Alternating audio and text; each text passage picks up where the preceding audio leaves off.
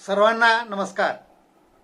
मित्रहो, खूप दिवसाचा त्रासदायक खोकला, ज्याला आपण परसिस्टंट कफ म्हणतो किंवा क्रॉनिक कफ म्हणतो, म्हणजे कशानेही तो बरा होईना आणि खूप दिवस तो चालत आलेला आहे खोकला. असा खोकला, याची कारणं काय असतात, याची लक्षणं काय असतात आणि याच्यावर उपाय काय केला पाहिजे, हे आपण आज पाहूया. सगळ्यात महत्त्वाची कारणं आहेत, ती समजली म्हणजे त्यावरचा उपाय सोपा जाईल. म्हणून हा व्हिडिओ शेवटपर्यंत पहा आणि doctor Ram Jawale channel subscribe करायला विसरू नका. सगळ्यात महत्त्वाचं कारण, जसं प्रत्येक खोकल्याचं असतं तसं पहिलं आहे कारण इन्फेक्शन, म्हणजे जंतू संसर्ग.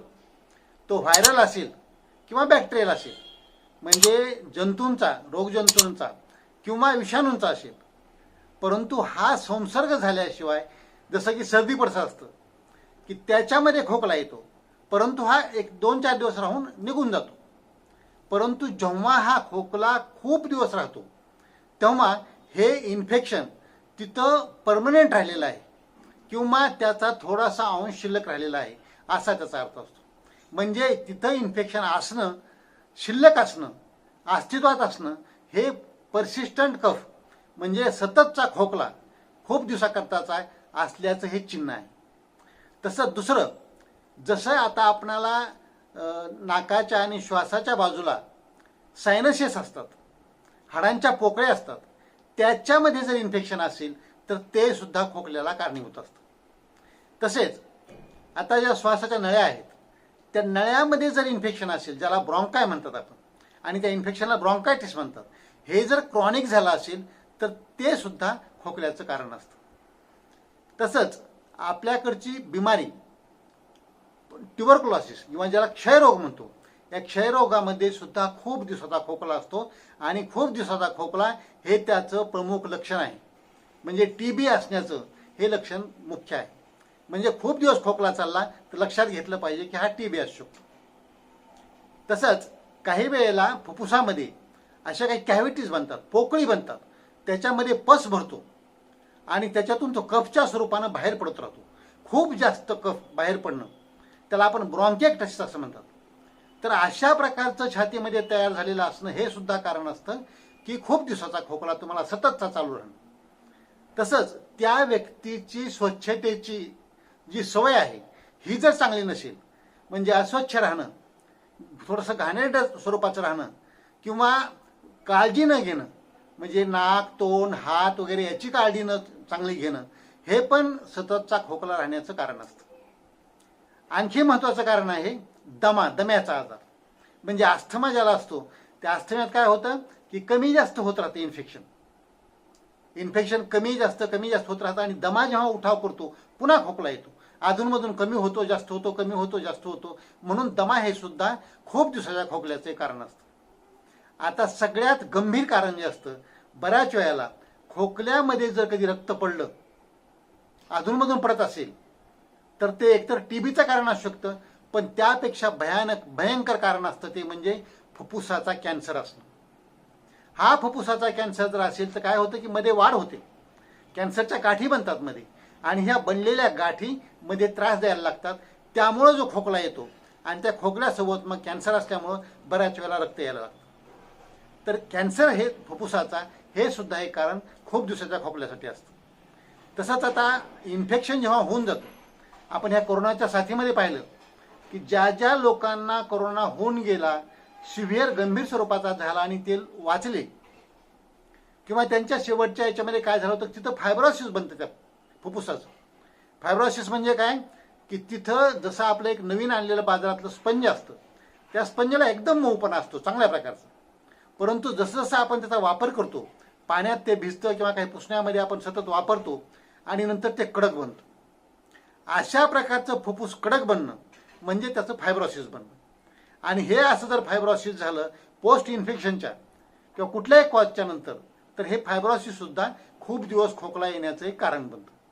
त्याच्यामुळं पण खोकला हा खूप दिवस चालू राहतो, तो कशालाही जुमानत नाही, कशानेही तो बरा होत नाही लवकर.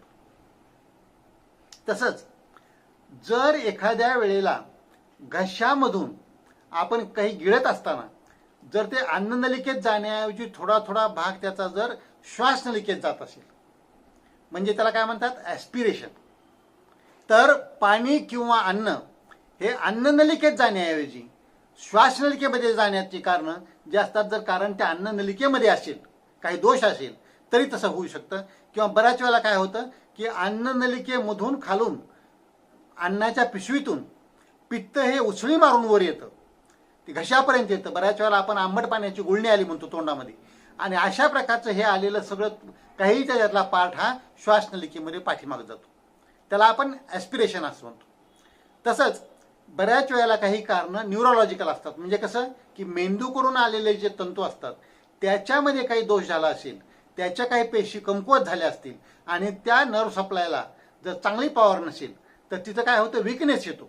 आणि विकनेस आल्यामुळं पण हे अन्ननलिकेत जाण्याऐवजी श्वासनलिकेमध्ये थोडा थोडा भाग जायला लागतो. म्हणून हे पण कारण बनतं की ज्याला ठसका लागत असेल वारंवार किंवा पुन्हा पुन्हा हे पाणी किंवा अन्न हे श्वासनलिकेत जात असेल तर ते पण खूप दिवसाच्या खोकल्याचं एक कारण बनू शकतं. आता याच्यासोबतच काही दुसरी कारणं आहेत की जे काही तुम्हाला समजा कुठल्या एखाद्या आजारामुळे औषधं चालू आहेत, कंटिन्यू औषधं चालू खावी लागतात, तर अशी औषधं सुद्धा काही वेळेला कारणीभूत ठरतात की त्यांच्यामुळं सुद्धा हा खोकला येतो. त्याच्यामध्ये सगळ्यात महत्त्वाची जी औषधं आहेत त्याला एसी इन्हिबिटर्स म्हणतात, की जे रक्तदाब कमी करण्याकरता वापरले जातात. आता रक्तदाबाचे खूप रुग्ण आहेत आणि रक्तदाबाच्या रुग्णामध्ये जर ही औषधं वापरली जात असली तर त्याच्यातल्या काही माणसांना, काही व्यक्तींना हे म्हणजे खोकला हा त्याच्यामुळे येऊ शकतो. आणि तो खोकला बाकीच्या कशाला कमी होत नाही, ते औषधं बंद करून दुसरी औषधं सुरू करावं लागत असतात. तर म्हणजे हे पण कारण होतं की खोकला हा खूप दिवसाचा सततचा खोकला, तुम्हाला त्रासदायक असणारा खोकला सतत चालू राहतो. तसंच ॲलर्जिक, बऱ्याच वस्तूंची, बऱ्याच गोष्टींची बऱ्याच जणांना ॲलर्जी असते आणि त्या ॲलर्जी जर सतत तुमच्याकडे कंटिन्यू राहिली तर त्या धूळ असेल, धूर असेल, धुका असेल, काही वनस्पतींचा कॉन्टॅक्ट असेल, काही जाग्यांचा असेल, हे सगळं असल्याने त्याची ॲलर्जी जर असेल तर हे ॲलर्जी पण कारण बनतं की तुमचा खोकला हा सतत चालू राहतो, खोकला बरा होत नाही. तसंच काही कारणांनी, जी आपण आता कारणं पाहिली, त्या कारणांनी जर रोगप्रतिकार शक्ती त्या व्यक्तीची कमी झाली असेल तरी सुद्धा खोकला लवकर बरा होत नाही. कितीही औषधं घ्या, पण जर शरीरानं साथ दिली नाही, त्याच्या इम्युनिटी जी असते ती इम्युनिटी जर चांगल्या प्रकारची बनली नसेल किंवा शिल्लक नसेल तर काय होतं की हा खोकला खूप दिवस तसाच राहतो, चालू राहतो. म्हणजे याच्यातले जंतू जे असतात, जे इन्फेक्शन आहे किंवा जी कारणं आहेत, ती कारणं तशीच शिल्लक राहतात. आपल्या शरीरानं साथ न दिल्यामुळं तो खोकला कायमचा बंद होत नाही, तो तसाच चालू राहतो. म्हणून हा एक कारण आहे की आपली प्रतिकारशक्ती चांगली ठेवली पाहिजे. तसंच जर त्या व्यक्तीला डायबेटीससारखी बिमारी असेल, म्हणजे शुगरची बिमारी, तसंच जर किडनीची काही बिमारी असेल, काही आजार असतील किडनीचे, किंवा काही वेळेला हिमोग्लोबिन कमी असतं, म्हणजे आपण त्याला अनिमिया म्हणतो, अंगातलं रक्त कमी असणं आपण म्हणतो, हे जर असेल, किंवा जर एखाद्या व्यक्तीचा खूप लठ्ठपणा असेल, खूप जाड शरीर असेल, तर त्याही व्यक्तीमध्ये तर ही जी कारणं आहेत त्याच्यामधून पण खोकला हा खूप दिवस राहण्याचं मार्ग किंवा कारण ठरू शकतं. म्हणजे या कारणापैकी जर त्या शरीरात अस्तित्वात काही असतील कारणं तर त्या व्यक्तीचा खोकला लवकर बरा होत नाही, तो खोकला खूप दिवस सतत चालू राहतो आणि खूप दिवस तो त्रास देत राहतो. आणि बऱ्याच वेळेला काय होतं की काही वेळेला त्या व्यक्तीची मानसिकता, म्हणजे सायकोलॉजिकल फॅक्टर्स जे असतात, ते फॅक्टर्स पण काही कारणीभूत ठरतात आणि हे फॅक्टर्स त्या व्यक्तीचा खोकला कमी होऊ देत नाहीत. बऱ्याच वेळेला तो शारीरिक असतो की मानसिक कारणामुळे असतो, हे कारण वेगळं राहतं, परंतु तो खोकला बंद होत नाही, खोकला चालूच राहतो, हे मात्र दिसून येतं. म्हणून या कारणापैकी वरील जी सगळी कारणं आपण पाहिलेली आहेत की या कारणापैकी ही मुख्य 10 कारणं आहेत. या 10 कारणामुळं खोकला हा सततचा चालू राहतो, महिना महिना, 2-2 महिने, 4-4 महिने, आणि तो बरा होत नाही. मग असं असेल तर काय पाहिलं पाहिजे, प्रत्येक कारणाच्या मुळाशी गेलं पाहिजे आणि त्या कारणाच्या मुळाशी जाऊन ते कारण उपचार करायचा प्रयत्न केला पाहिजे. ते कारण समूळ नाहीसं करण्याचा प्रयत्न केला पाहिजे. समूळ नाहीसं होत नसेल तर त्याला नियंत्रणात आणण्याचा प्रयत्न केला पाहिजे, कंट्रोलमध्ये आणण्याचा प्रयत्न केला पाहिजे. जे काय दोष आहेत ते सुधारून घेतले पाहिजेत. ज्या चांगल्या गोष्टी पाहिजेत त्या शरीरातल्या वाढवल्या पाहिजेत. वाईट जर काही घटक असतील तर ते कमी केले पाहिजेत. आणि या प्रिन्सिपलवर योग्य व्यायाम, आहार, स्वच्छता, शांतता आणि मानसिकता याच्या सगळ्या साह्यानं अशा प्रकारचा त्रासदायक खोकला सुद्धा आपण नियंत्रणात आणू शकतो. हा नियंत्रणात आणूया आणि निरोगी राहून दीर्घायू होऊया. आजचा व्हिडिओ आवडला असेल तर इतरांना पाठवा, लाईक करा, कॉमेंट करा आणि डॉक्टर रामजावळे चॅनल हे सबस्क्राईब करायला विसरू नका. कारण आपलं आरोग्य आणि सत्यमेव जयते, सर्व नात्याहून श्रेष्ठ मला हेच नाते. जय जवान, जय किसान, जय भारत, जय इन्सान.